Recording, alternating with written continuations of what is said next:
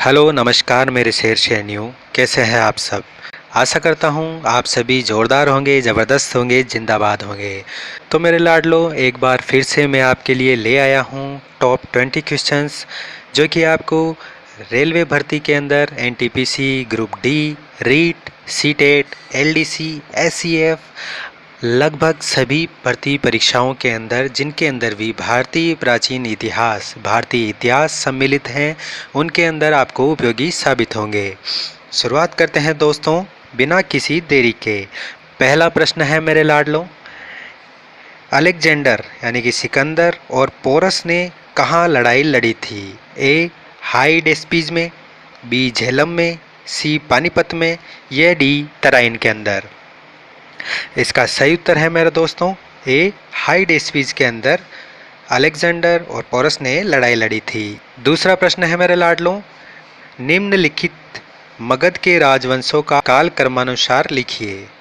इसके अंदर हमें 4 काल दिए हुए हैं, जिनको हमें काल के अनुसार, क्रम के अनुसार लिखना है, बताना है। पहला है नंद, दूसरा है शिशुनाग, तीसरा है मौर्य, चौथा है हर्यक। इनको हमें काल के अनुसार, क्रम के अनुसार रखना है। तो मेरे लाडलो, इसका सही उत्तर होगा, पहले आएगा हर्यक वंश, बाद में आएगा शिशुनाग वंश, फिर आएगा नंद वंश और लास्ट में मौर्य वंश। तो इसके अनुसार सी उत्तर सही होगा, हर्यक वंश, शिशुनाग वंश, नंद वंश और मौर्य वंश। अगले प्रश्न पे चलते हैं मेरे लाडलो। तीसरा प्रश्न है, महाभाष्य किसने लिखा था? ए गार्गी ने, बी मनु ने, सी बाण ने, या डी पतंजलि ने। इसका सही उत्तर है डी पतंजलि ने महाभाष्य लिखा था। अगले प्रश्न पे चलते हैं। चौथा प्रश्न है मेरे दोस्तों, प्राचीन काल में स्रोत सामग्री लिखने के लिए प्रयुक्त भाषा कौन सी थी? ए संस्कृत, बी पाली, सी ब्राह्मी, या डी खरोष्ठी लिपि। इसका सही उत्तर है ए संस्कृत भाषा को प्राचीन काल के अंदर स्रोत सामग्री के लिखने के अंदर काम में लिया जाता था। अगले प्रश्न पर चलते हैं। पांचवा प्रश्न है, यूनानियों को भारत से बाहर किसने निकाला था? ए चंद्रगुप्त मौर्य, बी चंद्रगुप्त विक्रमादित्य, सी अशोक, या डी बिंदुसार ने। बताओ मेरे लाडलों, कौन सा उत्तर सही होगा? इसका सही उत्तर है ए चंद्रगुप्त मौर्य ने।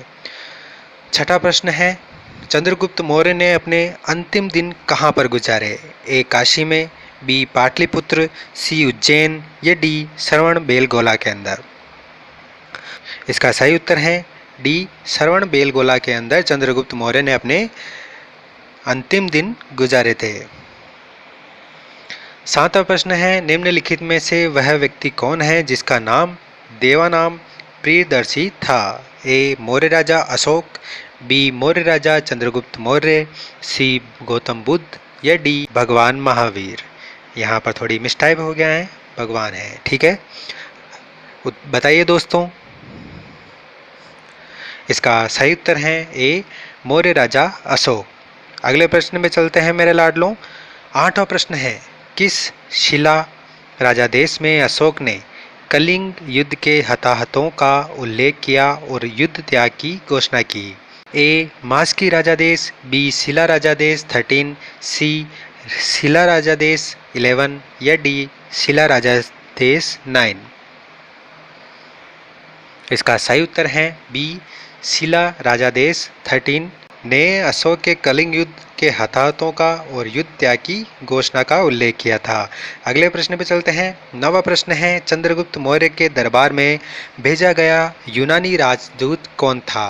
ए कौटिल्य, बी सेल्यूकस निकेटर, सी मेगस्थनीज, या डी जस्टिन। इसका सही उत्तर है मेरे लाडलों सी मेगस्थनीज। अगले प्रश्न पे चलते हैं। 10वां प्रश्न है, इंडिका किसने लिखी? ए टॉलमी, बी मेगस्थनीज, सी फामान, या डी हैंसांग ने। इसका सही उत्तर है मेरे लाडलों बी मेगस्थनीज। ये प्रश्न तो सबको आना चाहिए। कैसे लग रहे हैं ये प्रश्न, मुझे लाइक करके ज़रूर बताएं। 11वां प्रश्न है, अशोक ने किस बौद्ध साधु से प्रभावित होकर बौद्ध धर्म अपनाया था? ए विष्णुगुप्त, बी उपगुप्त, सी ब्रह्मगुप्त या डी बहुद्रथ? इसका सही उत्तर है बी उपगुप्त साधु से प्रभावित होकर बौद्ध धर्म अपनाया था अशोक ने। 12वां प्रश्न है, चंद्रगुप्त मौर्य का प्रसिद्ध गुरु चाणक्य निम्नलिखित में से किस विद्या केंद्र से संबंधित था? ए तक्षशिला, बी नालंदा, सी विक्रमशिला या डी वैशाली? इसका सही उत्तर है ए तक्षशिला से संबंधित था। 13वां प्रश्न है, कलिंग युद्ध किस वर्ष में हुआ था? ए 261 बीसी, बी 263 बीसी, सी 232 बीसी या डी 240 बीसी के अंदर? बताओ मेरे लाडलों। इसका सही उत्तर है ए 261 बीसी के अंदर हुआ था कलिंग युद्ध। 14वां प्रश्न है, मौर्य काल के दौरान शिक्षा का सबसे प्रसिद्ध केंद्र निम्न में से कौन सा था? ए उज्जैन, बी वल्लभी, सी नालंदा या डी तक्षशिला? बताओ मेरे लाडलों, कौन सा उत्तर सही होगा इनमें से? इसका सही उत्तर है डी तक्षशिला। अगले प्रश्न में चलते हैं मेरे लाडलों। 15वां प्रश्न है, अर्थशास्त्र की रचना किसने की थी?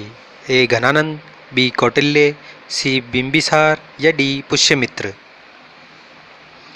इसका सही उत्तर है बी कौटिल्य ने रचना की थी।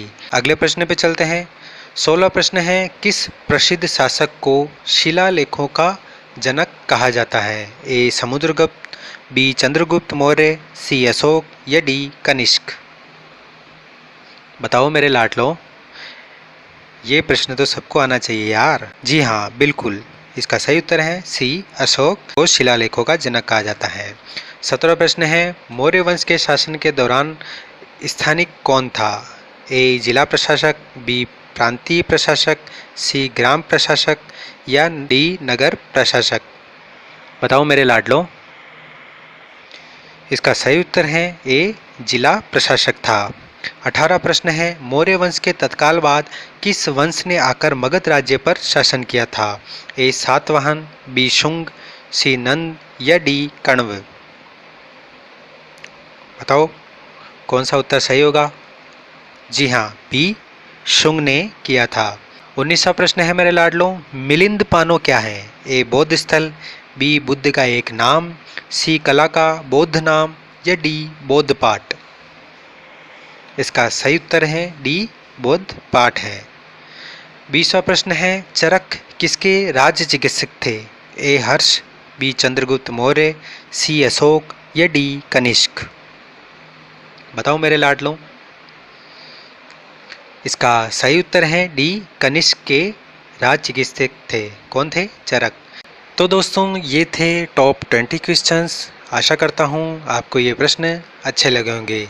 अपने महत्वपूर्ण सुझाव मुझे कमेंट के माध्यम से ज़रूर बताएं। वीडियो को लाइक ज़रूर करें यार, इससे मुझे मोटिवेशन मिलेगा। और चैनल को सब्सक्राइब ज़रूर कर लें, पास में लगी बेल आइकन को ज़रूर दबा लें, जिससे कि जब भी मैं वीडियो डालूँ आप तक सबसे पहले पहुँच जाए। Thank you.